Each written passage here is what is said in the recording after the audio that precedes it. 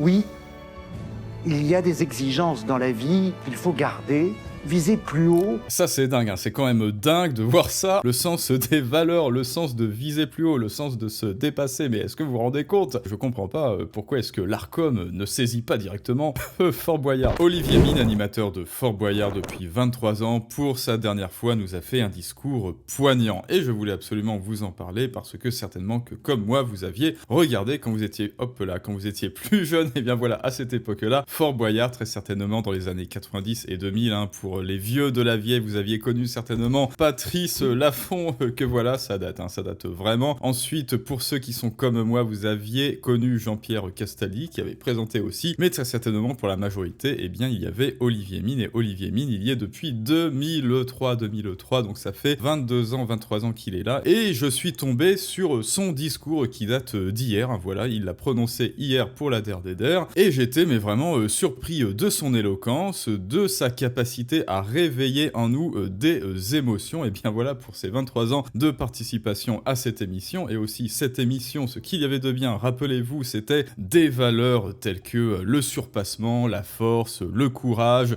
la pugnacité, ne jamais reculer, l'horreur, hein, quasiment le nazisme, et c'est ça aussi dont on va parler, parce que ce sont évidemment des valeurs qui se perdent. Et écoutez les amis, trêve de bavardage, on va analyser son discours, le storytelling, en quoi il est authentique et honnête dedans, vous allez voir, et on regarde ça ensemble tout de suite. En larmes, Olivier Mine fait ses adieux à Fort Boyard qui l'aura présenté pendant 23 ans, une émission où il fallait avoir de la force physique, du courage, il fallait réfléchir aussi, bref, une émission et en plus avec un chouette décorum, hein, dans un ancien fort militaire, une émission qui aurait été interdite sur France Télévisions si elle avait été créée aujourd'hui bien sûr, mais bon, on va écouter son discours et après on commente les amis. Je sais pas ce que c'est qu'une vie réussie, je sais pas ce que c'est qu'une vie professionnelle réussie.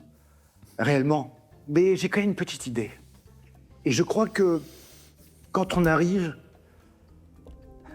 à force, à se rendre compte que les liens qu'on noue avec les autres sont une richesse incroyable, alors on a un petit sentiment de réussite quand même. Et ici, c'est moi qui vous dis merci.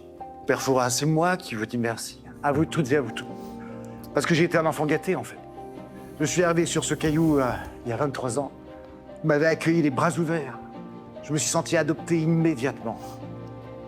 Très conscient, bien sûr, de la charge que ça représentait pour moi, le jeune homme que j'étais à l'époque. Et vous voyez, finalement, aujourd'hui, c'est la dernière fois que j'ai présenté cette émission. C'est la dernière fois que je vais pousser mon cri à la fin de cette émission. Mais rien n'aurait pu être possible, en fait, durant toutes ces années, si vous n'aviez pas été là. Alors, merci! Merci à vous! Applaudissez-vous!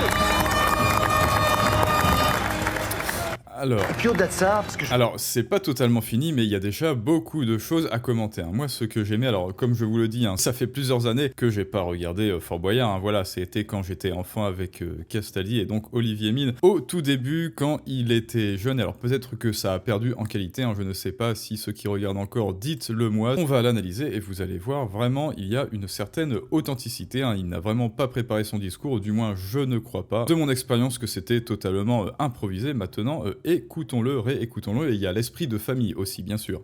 je sais pas ce que c'est qu'une vie réussie, je sais pas ce que c'est qu'une vie professionnelle réussie. Réellement. Mais j'ai quand même une petite idée. Et je crois que quand on arrive, à force, Voilà, les petits flashbacks, donc, hein, les petits flashbacks d'il y a 20 ans, quand il était plus jeune, pour bien que l'on prenne la mesure de son évolution, hein, de l'évolution du héros. Le héros animateur Olivier Mine, hein, c'est-à-dire son évolution, son expérience, sa progression dans le fort, là, voilà, à ses débuts, et ensuite, il évolue, il gagne en expérience, en connaissance et en sagesse, et ces flashbacks permettent de nous montrer visuellement par où il est passé et comment est-ce qu'il a fini, grand sage qui s'en va, à l'âge de 60 ans, là, je crois, maintenant qu'il a... les liens qu'on noue avec les autres Voilà. sont une richesse incroyable. Oui, parce que Fort Boyard, comme on l'a dit, cela transmettait des valeurs, valeurs de courage, de force, de pugnacité, et aussi, surtout, eh bien, le sens de la famille, aussi, hein, famille symbolique, bien sûr, famille symbolique, et donc, par extension, l'esprit d'équipe, hein, surtout, et là, il se met en position d'humilité, hein, vous le voyez, oui, j'ai 23 ans d'expérience, et bien, malgré tout, je me mets en état d'humilité, je suis humble parce que c'est grâce à vous que j'ai évolué, c'est à vous que j'ai extrait, c'est de vous que j'ai extrait toute la valeur, et cette humilité, cette même humilité dans votre discours, eh bien, cela vous rend hautement sympathique, bien sûr, et humain surtout, humain. Alors on a un petit sentiment de réussite quand même. Et ici, c'est moi qui vous dis merci. Père Fouras, c'est moi qui vous dis merci. Ah bah voilà, le père Fouras est encore vivant. Vous toutes et à vous toutes. Parce que j'ai été un enfant gâté en fait. Ah, Je suis arrivé humilité. Je suis arrivé sur ce caillou il y a 23 ans, un petit sobriquet du fort. sur ce caillou il y a 23 ans. Vous m'avez accueilli les bras ouverts. Je me suis senti adopté immédiatement. Adopté, donc champ lexical de la famille symbolique. Très conscient, bien sûr, de la charge que ça représentait pour moi, le jeune homme que j'étais à l'époque. Voilà, donc petit flashback narratif de la situation initiale. J'étais un jeune homme et j'avais tout à accomplir, et ça n'était que le début de mon voyage. Et vous voyez, finalement, aujourd'hui, c'est voilà, la dernière fois que j'ai présenté cette émission. C'est la dernière fois que je vais pousser mon cri à la fin de cette émission. Encore du symbolisme, hein, je vais pousser mon cri, bah non, voilà, il va pas pousser une gueulante littéralement, non, évidemment, il va sortir le slogan. Donc si je me rappelle, toujours plus loin, toujours plus haut, toujours plus fort, qui transmet quoi, encore une fois, des valeurs de force, de courage et surtout de dépassement de soi, de surpassement, et le courage et le dépassement de soi, c'est évidemment ce qui est indispensable au héros pour qu'il évolue, et que 23 ans plus tard, eh bien, il finisse comme ça, totalement accompli, et qu'il parte heureux et libre et léger. Mais Évidemment, bon voilà, c'est un cri symbolique qui peut se référer, on peut le dire, au cri du tigre, qui est le symbole animalier, qui est un petit peu le signe iconique et animalier de l'émission, qui représente aussi dans l'inconscient collectif, eh bien, la force, le courage et la persévérance.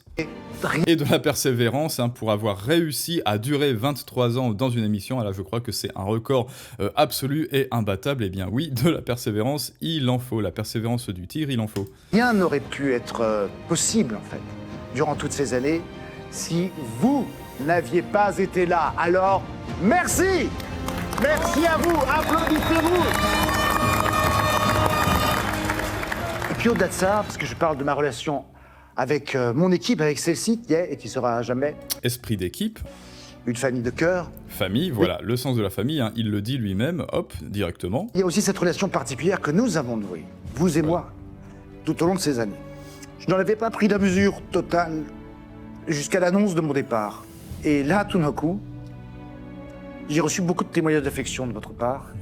Je les avais reçus au compte-gouttes durant toutes ces années, c'est certain, mais là, tout d'un coup, c'était un torrent.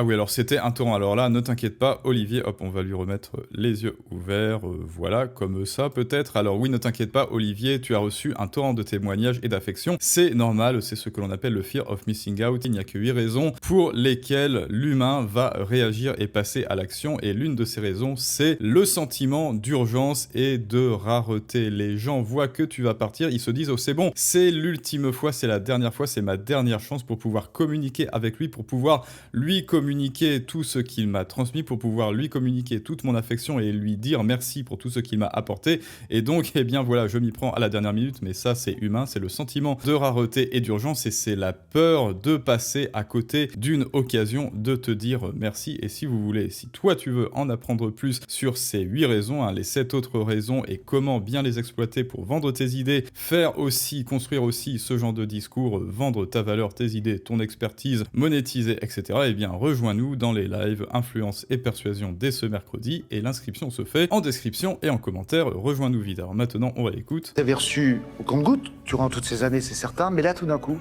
Voilà. c'était un torrent. Voilà, c'était un torrent symbolique que l'on peut aussi mettre en corrélation avec le torrent d'émotions que il nous fait vivre à travers son discours.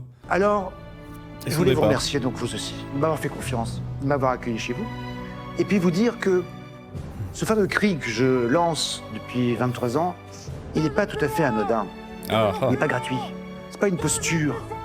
J'ai voulu un jour, quand j'ai repris cette émission, vous dire cela pour que, à la fois les enfants qui nous regardent, ils sont devenus grands maintenant. Ah, ça, voilà, ça c'est très intéressant. Les enfants qui nous regardent, qui sont devenus grands maintenant, qui puissent toujours entendre toujours plus haut, toujours plus grand, toujours plus haut, toujours plus fort. Donc cet aspect de croissance, cet aspect de volonté de puissance, de monter toujours plus haut vers la canopée, de devenir toujours plus fort aussi également, de gagner en puissance et bien dans tous les domaines et de gagner en épanouissement bien sûr. Et là, il s'adresse surtout à l'enfant symbolique qui est en nous. Parce que oui, les enfants qui l'ont regardé il y a 20 ans, 23 ans, ils sont devenus adultes aujourd'hui, mais là, il dit qu'avec ce cri symbolique toujours plus grand, toujours plus haut, toujours plus fort, eh bien cela réveille en fait l'enfant qui est en nous. D'abord l'enfant qui regardait cette émission, eh bien quand il était plus jeune, mais surtout l'enfant qui est en nous, qui est encore dans cet état d'innocence et qui veut devenir plus grand, plus fort et se surpasser, et il veut quelque part recommuniquer, enfin refaire le pont, refaire le lien entre l'adulte désabusé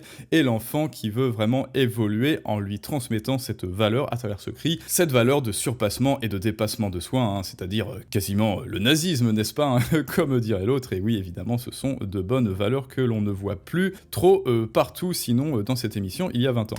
Les enfants d'aujourd'hui. Et donc c'est bien qu'ils le Vous retransmettent. disiez à chaque fois que, oui, il y a des exigences dans la vie qu'il faut garder, viser plus haut. Ça c'est dingue, hein. C'est quand même dingue de voir ça encore, oui bah voilà, on est en 2025 sur France Télévisions, alors il y a 20 ans, oui, mais vous vous rendez compte le sens des exigences, le sens des valeurs, le sens de viser plus haut, le sens de se dépasser, mais est-ce que vous vous rendez compte? C'est bizarre que ça ce soit encore sur France Télévisions, hein. Normalement, étant donné l'agenda secret des médias aujourd'hui, je comprends pas pourquoi est-ce que l'Arcom ne saisit pas directement Fort Boyard, mais donc évidemment c'est une bonne nouvelle. Après, comme je vous le dis, peut-être que l'émission en elle-même a perdu, je sais pas, en consistance ou en qualité. Ceux qui regardent encore aujourd'hui, hein, voilà, dites-le moi si vous pouvez comparer avec il y a 20 ans.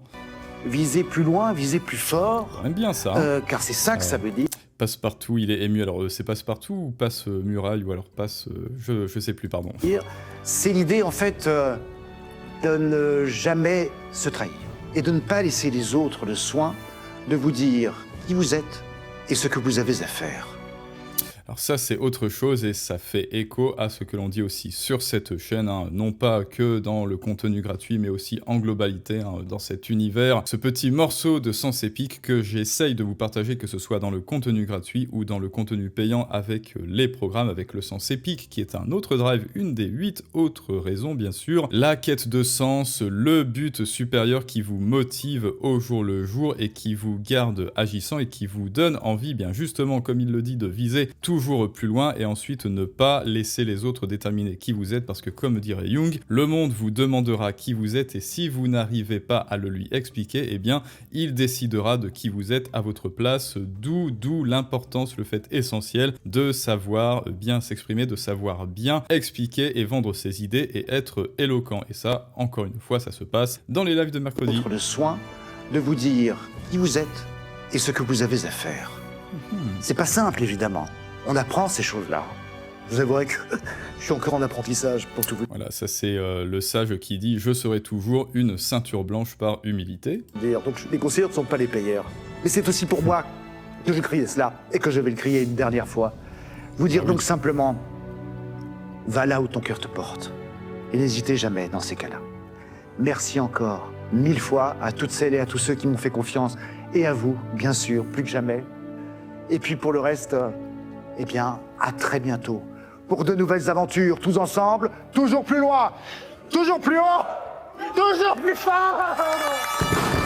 Voilà, c'est l'ultime cri avec, là on le voit, le tigre symbolique de l'émission et avec eh bien le cri symbolique toujours plus loin, pardon, hein, c'était pas toujours plus grand, c'était toujours plus loin, toujours plus haut, toujours plus fort et comme je vous l'ai dit, eh bien voilà, c'est ça que transmettait du moins il y a 20 ans et apparemment aussi aujourd'hui Fort Boyard, des valeurs de dépassement, de surpassement de soi, du courage physique, du courage pour réfléchir aux énigmes, le sens de la famille, l'esprit d'équipe et donc pour moi, eh bien Fort Boyard à l'heure actuelle, hein, c'est-à-dire aujourd'hui, à notre époque, il y a 20 ans déjà, c'était très bien pour les enfants que nous étions, mais à cette époque, eh bien, Fort Boyard est un alien, en plus avec un superbe fort, donc un très beau décorum et de très belles valeurs, évidemment, à partager à vos enfants aussi. Dites-moi si vous aviez regardé quand vous étiez jeune Fort Boyard, ou si vous regardez maintenant aussi, si c'est toujours d'aussi bonne qualité. Évidemment, nous souhaitons bonne continuation à Olivier Mine. Dis-moi si toi tu regardais voilà à l'époque de Castaldi, à l'époque peut-être de Lafont, peut-être à l'époque avant ou à l'époque d'Olivier Mine ou encore aujourd'hui. Et je te rappelle eh bien voilà que si toi aussi tu veux vendre tes idées, améliorer ton éloquence et ton pouvoir de persuasion aussi et être aussi authentique que notre ami Olivier, ça se passe en description et en commentaire pour l'inscription. Et je vous dis à tous à très bientôt pour un prochain storytelling du monde moderne, mais ça c'est une autre histoire.